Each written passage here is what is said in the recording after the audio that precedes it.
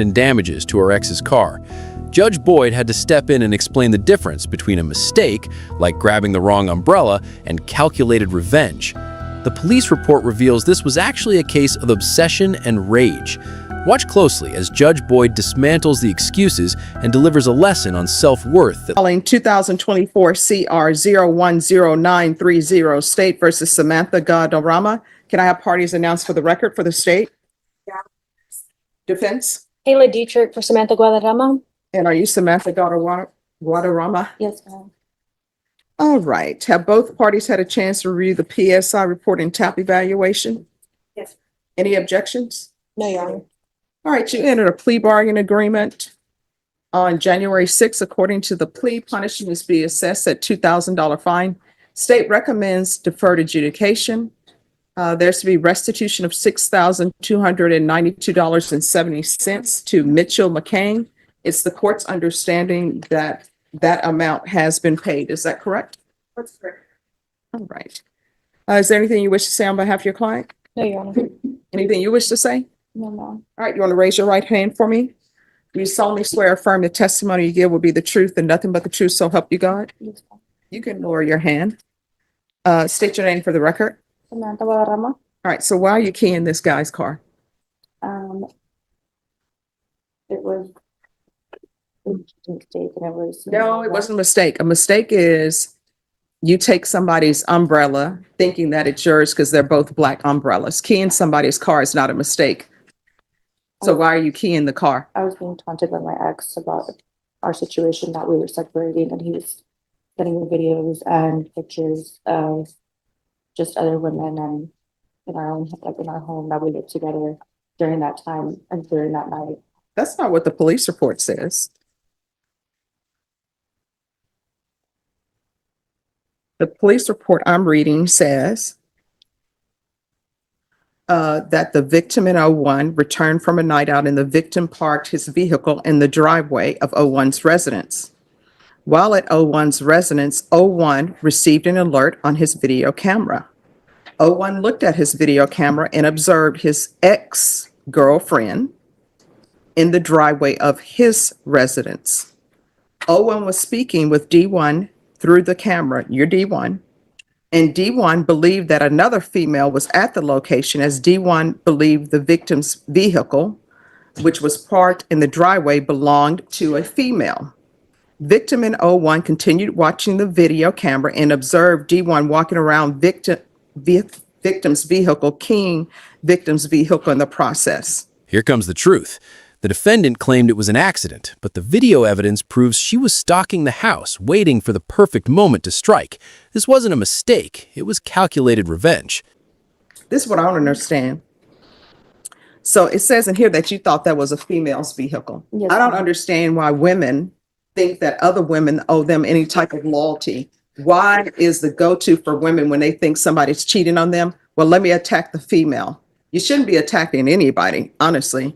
But I don't know why there's this thing, let's destroy the female's vehicle. Maybe he don't want you anymore, or maybe he wants you and the other female. If that's the case, you have choices to make. Either you're going to stay with him and accept the fact that he's cheating on you, or either you're going to leave him. The choice should never be, let me key his car or key the female's car. It's never going to turn out good. Now, I see that you have a son and a daughter. How would you feel if your son ends up dating someone and they become an ex-girlfriend and they won't let go and they end up keying his car? You lose your mind. So here you are out keying somebody's car who doesn't want you, obviously. No, I mean, that's yes or no. Do you understand that? Yes, I did. And so you went to jail? I did. And how long were you in jail? That night, All right, well, how long did you stay in jail till you paid this off, though? that day on January, when I was at court for like 3 days, I believe. All right, so that's 3 days you spent away from your children because you love a man more than your children. Whenever you make these stupid decisions, what ends up happening is that shows that you're loving this man more than your children. You can't do that. Have you had any contact with him? No, I love him. All right, so do you have any children with him? No, I do not. All right, so you better not contact him. You understand? Yes, ma'am. That relationship is over. You don't have any property with him. You don't have any children with him, so there's no need to contact him. You understand? Yes, ma'am. This is the cost of rage. 3 days in jail, 3 days away from her children, all over a man who didn't want her. The judge is making sure Samantha feels the weight of that choice. So what do you do for a living? Part-time. All right. And have you started dating again?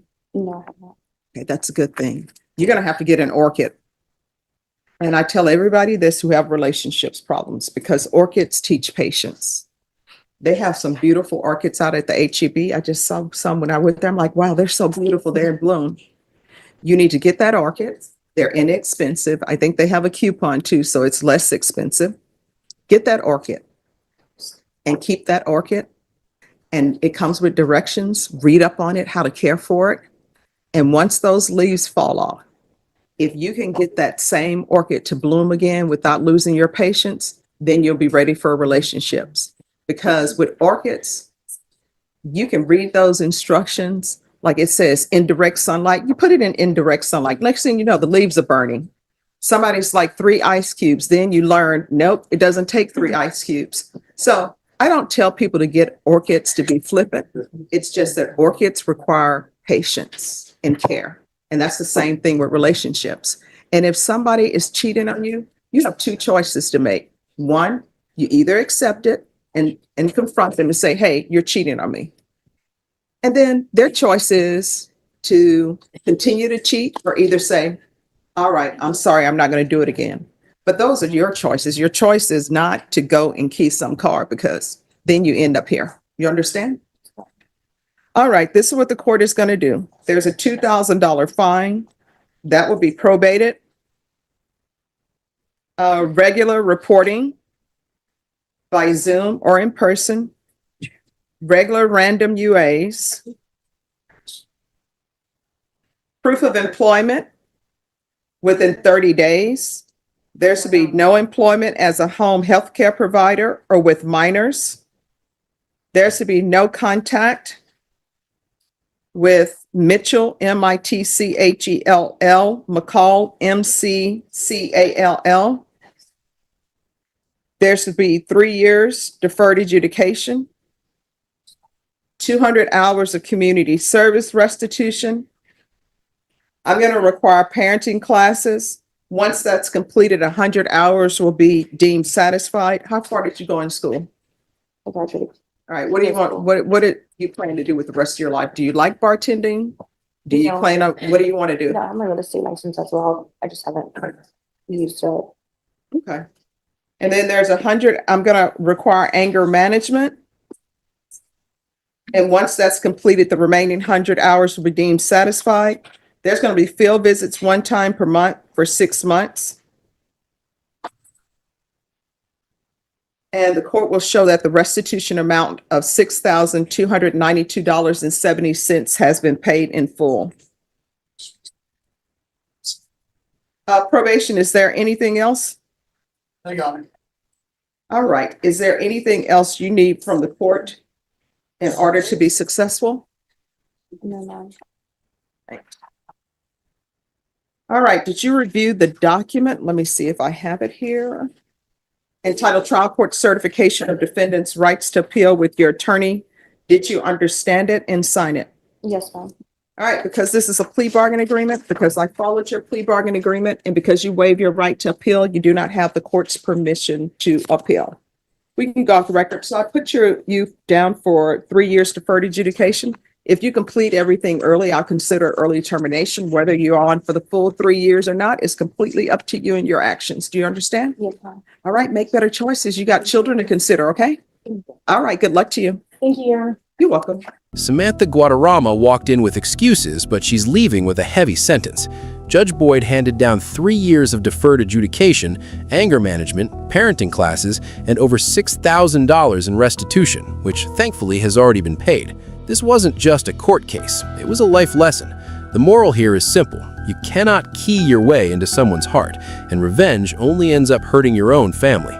So I have to ask you, do you think Judge Boyd's orchid lesson will actually help Samantha find patience, or was this